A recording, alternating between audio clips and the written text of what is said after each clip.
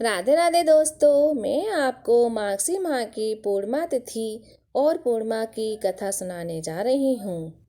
मार्गशीर्ष माह की पूर्णिमा तिथि को मार्गशीर्ष पूर्णिमा कहा जाता है और इस व्रत का अपना एक विशेष महत्व है। लोग भगवान विष्णु का आशीर्वाद पाने के लिए इस पूर्णिमा के दिन व्रत उपवास करते हैं। साथ ही इस दिन दान करने से भी पुण्य फल की प्राप्ति होती है। अगर आप भी मार्गशीर्ष पूर्णिमा का व्रत कर रहे हैं और सत्यनारायण भगवान की कथा पढ़ रहे हैं तो आपको भी पुण्य फल का प्राप्त होगी। पूर्णिमा की कथा इस प्रकार है। पौराणिक कथा के अनुसार एक बार नारद जी भगवान विष्णु के पास बहुत ही दुखी होकर पहुँचे और कहा कि उनसे मनुष्यों के दुखों और कष्टों को देखा नहीं जा रहा है। उन्होंने भगवान से कहा कि आप कोई ऐसा आसान उपाय बताएं जिससे कि लोगों का कल्याण हो।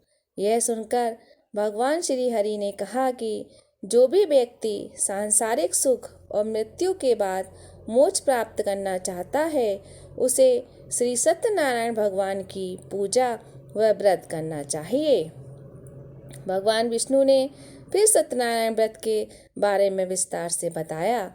सत्यनारायण कथा का प्रारंभ भगवान विष्णु और नारद जी के वार्तालाप से होते हुए श्री हरि के सत्यनारायण व्रत एवं पूजन की विधि के वर्णन के साथ राजा उल्कामुख, गरीब लकड़हारा, निर्धन ब्राह्मण, साधु वैश्य, लीलावती, कलावती, धनवान व्यवसायी, राजा तुंजकध्वन तथा गोपगणों की कथा तक है। कथा सार ग्रहण करने से यह निष्कर्ष निकलता है कि जिस किसी ने सत्य के प्रति श्रद्धा विश्वास किया उन सबके कार्य सिद्ध हो गए। जैसे लकड़हारा, गरीब ब्राह्मण, उल्कामुख, गोपगणों ने सुना कि यह व्रत सुख, सौभाग्य, संतति, संपत्ति सब कुछ देने वाला है तो सुनते ही श्रद्धा, भक्ति तथा प्रेम के साथ सत्य व्रत का आचरण करने में लग गए और फलस्वरूप इन लोगों ने इस लोक में सुख भोग कर परलोक में मोक्ष के अधिकारी हो गए। साधु वैश्य ने भी यही प्रसंग राजा उल्कामुख से विधि विधान के साथ सुना, किंतु उसका विश्वास अधूरा था, श्रद्धा में कमी थी। वह कहता था कि संतान प्राप्ति पर सत्य भगवान का पूजन करेगा। समय बीतने पर उसके घर एक सुंदर सी कन्या ने जन्म लिया। उसकी पत्नी श्रद्धालु थी। उसने उसकी व्रत को याद दिलाया, लेकिन उसने कहा कि मैं ये व्रत कन्या के विवाह के समय पर करूँगा। समय आने पर धीरे धीरे कन्या बड़ी होने लगी और कन्या का विवाह भी हो गया, किंतु उस वैश्य ने व्रत नहीं किया। वह अपने दामाद को लेकर व्यापार के लिए चला गया। उसे चोरी के आरोप में राजा चंद्रकेतु द्वारा दामाद सहित कारागार में डाल दिया गया।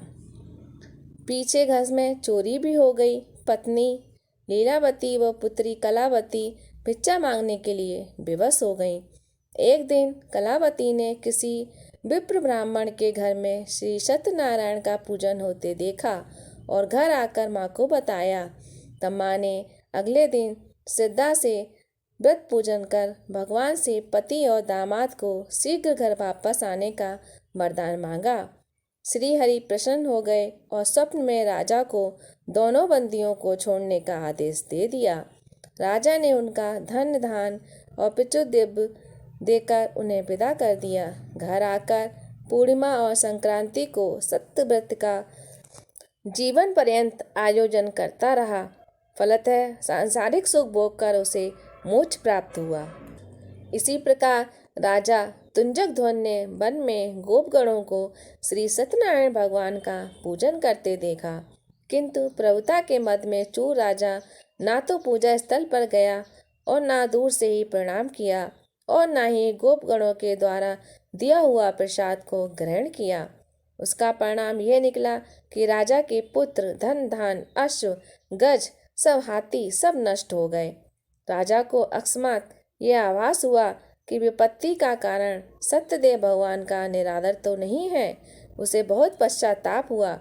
वह तुरंत वन में गया गोपगणों को बुलाकर काफ़ी समय लगाकर सत्यनारायण भगवान की पूजा की। फिर उसने उनसे ही प्रसाद ग्रहण किया और घर आ गया। उसने देखा कि विपत्ति टल गई, उसकी सारी संपत्ति तथा सभी जन सुरक्षित हो गए। राजा प्रशंसा से भर गया और सत्य भगवान के आचरण में निरंतर अपनी पूजा पाठ और अपने भगवान को अर्पित कर दिया। श्री सत्यनारायण व्रत से हमें ये शिक्षा मिलती है कि सत्य रूप ब्रह्म जीवात्म रूप में हमारे अंदर विद्यमान है। हम सब सत्य के ही स्वरूप हैं, पर माया के बस में आकर नष्ट होने वाली वस्तुओं को संग्रह करने की सोचकर संसार में मग्न हो रहे हैं। इस अज्ञान को दूर करके सत्य को स्वीकार करना और प्रभु की भक्ति और भावना से और मानव का धर्म है कि वो पूजा पाठ करे, जिससे हमारे सभी दुखों का अंत हो। दोस्तों, मेरी ये जानकारी आप लोगों को अगर अच्छी लगे तो कमेंट में श्री कृष्ण